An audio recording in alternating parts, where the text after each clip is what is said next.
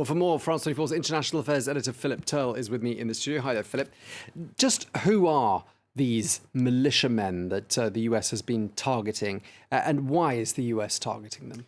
Well, there are two groups that the United States have been targeting. They're Iraqi groups, but they are sympathizers with Iran and receive Iranian backing. So one of them is the Kata'ib Hezbollah, the other one is the Kata'ib Said al-Shahuda. Now, the most important thing here, or the most interesting thing here, is that already the United States and the Kata'ib Hezbollah have come into blows with each other last year when Donald Trump ordered the killing of the Iranian military strongman Qasem Soleimani, because the head of Kata'ib Hezbollah was also killed in the same attack which killed the Iranian general. So Iran was up in arms against the United States as a result of that. And all of this comes at a time when the United States is renegotiating with Iran over the Iranian nuclear deal with other Western nations. So basically what is happening here is that these militia groups are trying to push the United States to lift sanctions against Iran.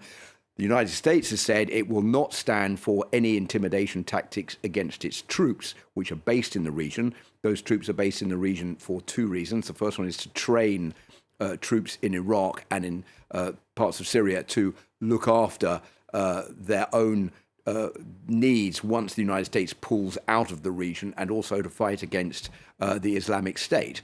So the United States is saying basically that it will not stand for any kind of attacks against its troops in the region. And the line taken by Joe Biden is pretty similar to the line which was taken by his predecessor, Donald Trump. So what we're seeing here is the situation being split into two.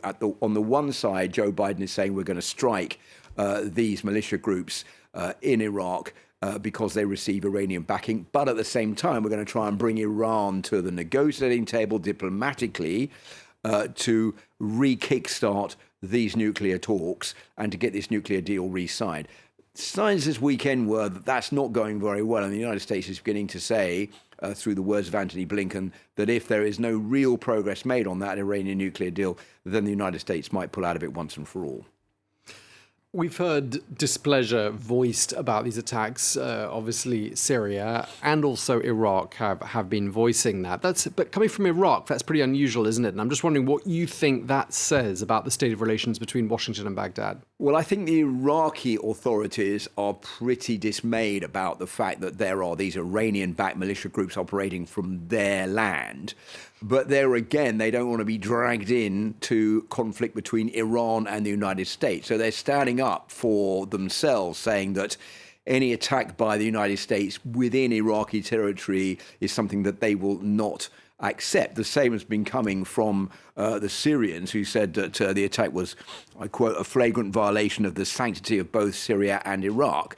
So although the Iraqi authorities are saying that they are against the action of the United States, I think that they're, in a way, probably quite pleased the United States will hit these groups, because these groups are a bit of a fly in the ointment when it comes to the relationship between Iraq and the US.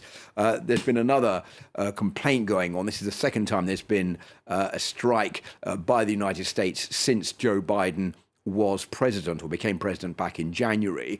And there were complaints that the first time round, Congress did not give the green light to that. Today, Jan Peske, the spokesperson for the White House, said that Congress had been consulted and the United States is in consultations also with its regional allies, and that these strikes were above board and given the green light beforehand. Okay, well, thank you very much indeed for your analysis. Philip Turle, our international affairs editor. Thank you.